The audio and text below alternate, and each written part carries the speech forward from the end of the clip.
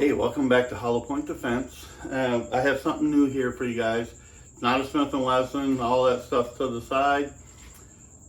Over the last couple weeks, I've been buying some parts to do a Franken 19, is what I call it.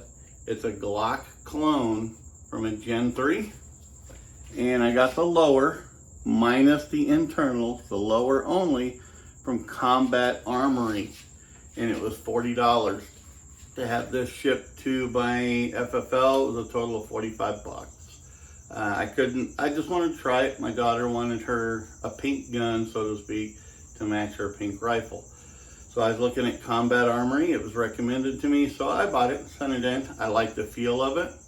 It did come with a locking block, the lower does not come with any internals. That was 29 bucks to get all the internals to build this complete lower. So there it is. It doesn't have those stupid finger grips up here or finger grooves. I don't like those. I like this open format. It's got a nice little bevel down here. It's got a good feel to it. I also like right here where your slide lock is. It's got texture in there, so if you're putting that thumb in there, it's got something to ride. It won't slip. I mean, it's got a good feel to it. And I'm not a Glock person. I honestly cannot stand Glocks. When I went to Smith & Wesson in 2014, I sold off all my Glocks. But recently I have gotten back into it, and here it is. So the lower with the internals is about 75 bucks. And I'll put the links to where I got them. The prices do change quite a bit here and there, but it's like 5 bucks. But anyways, that was the lower. It was very simple to build. The lower comes with a locking block. The one thing I noticed between an actual Glock and this clone is it has a locking block pin and a trigger pin. The other Glock that I have, my wife's, does not have a locking block pin. It goes through all with the trigger stuff. So it's a little bit different on that one, but not a big deal. And I did notice on this lower, when putting in the trigger housing pin, the trigger pin, and the locking block pin, they were a little bit tighter. It took not a lot of work, it just took a little effort to drive it in, but they are in there nice and tight. I've noticed that about this whole gun. It's a little tight, but I think after I go run it Friday and Saturday, I'm conducting a red dot course. I'm gonna run the hell out of it, probably push 500 to 800 rounds through it. And we'll do an after action review on this when I get done with that. But for the upper, minus the red dot, I put that on there we're gonna leave that off here. This slide came from Leo Precision, and it's fully skeletonized on the top, the sides. The front's got like a nice little bevel in it. There's the other side. It's lightened up quite a bit. This slide by itself, stripped, no internals, was 175 bucks. Not a bad price in my opinion, being optics cut. And when they did this, the nice thing about it, I don't need a plate for this. Absolutely no plate. It is actually cut for the RMR 407C or 507C. And when I this happens to be my 407C. When I put it on here, it fits perfectly in that groove. You'll notice on the Hollisons are kind of concaved or convex on the front. Well, that slide is cut to where it fits like a puzzle. That was pretty cool. I didn't need that stupid MOS plate for another 30 to 50 bucks. So the red dot fits on theirs because they're RMR cut for the 407 and 507. I did add True Glow suppressor height sights because I thought I was going to have to put the plate on it. I didn't realize that till after I bought it. But you don't need suppressor height sights for this. Standard low profile sights will work with this perfect, but I'm going to leave the high profiles on it because I kind of like those anyways. So there you go. The sights here, I got them on Amazon the Prime Day. They were 50 bucks. Normally I think they were 75.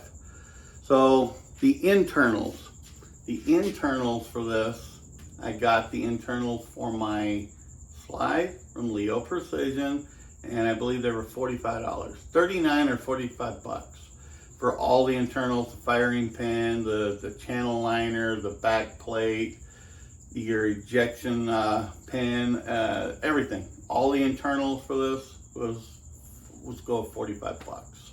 I'll put the links down below in the narrative area for you guys to take a look at. But it was an easy build.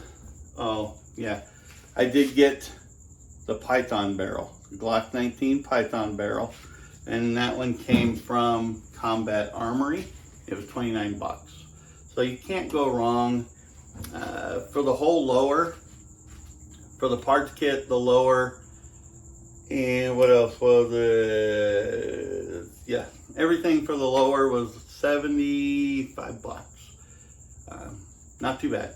The slide was 175 plus 45 for the internals, and the sights for 50 bucks. So you've got about $220 right there. So right there I'm at 295 bucks for almost a complete gun, with the exception of the barrel. I had to add the barrel to it, and that puts me total with everything about $345. So I have, let me put it back together here for you real quick.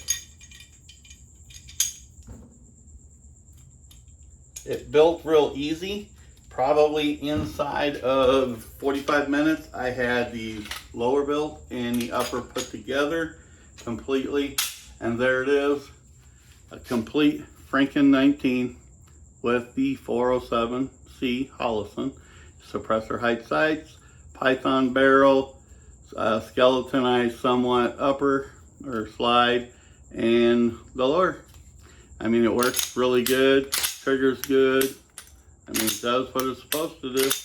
So I'm gonna oil this puppy up, and we're gonna run the hell out of it this coming Friday and Saturday. And like I said, probably Sunday or something, we'll do an after action report and let you know how things go. So there you go. Pretty simple. I am happy with this gun. It's not a Glock, but it's a Glock clone. It's a Gen 3 19, and I'll put a link where I bought everything. It's a cool little gun. We're gonna find out how it works. I suspect it'll be just fine, but we're gonna run hollow point ammunition, and we're gonna run ball ammo, so I can see how these run, because I've seen a lot of things where hollow points might not run through it consistently and good. But this is not a defensive gun, it's more of a play gun. It's like my FPCs and my Response, they're not defensive guns, they're play guns. So I'm not too worried about the hollow point thing, because it's gonna run ball ammo anyways, and I probably suspect this is gonna run just fine with it. But we'll find out. So there you go, one more time. The Franken 19, there's the back.